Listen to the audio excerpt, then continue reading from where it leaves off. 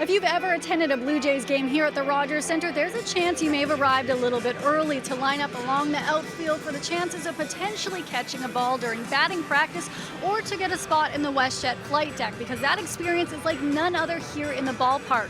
Well, the Toronto Blue Jays announcing today a $300 million renovation plan that will take place over the next 2 to 3 off seasons, the first major renovations in 33 years here. We're looking at the outfield right now because it will look dramatically different come next season.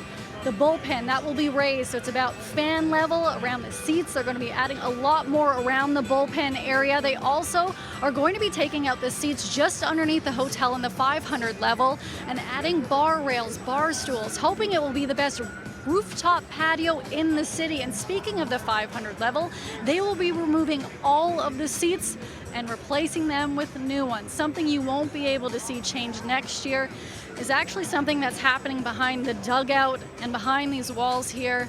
They are building a 5,000 square foot workout room for the players. I had the chance to speak to Blue Jays President and CEO Mark Shapiro about the renovations, in which he's heavily been a part of the conversations with over the last several years, but he says he can't quite pick something that he's most looking forward to the fans experiencing.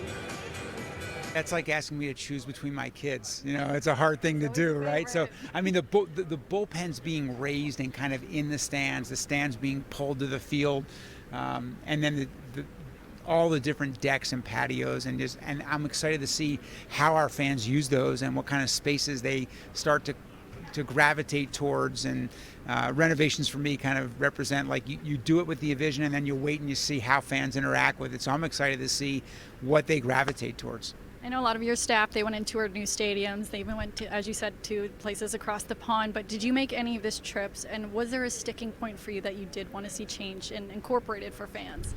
I mean, yes, I've made all those trips as part of my job over the last 31 years in the game. I've seen every ballpark that exists and how they interact. And in the renovation for when I was in Cleveland, I visited just with the vantage point of thinking about fan experience.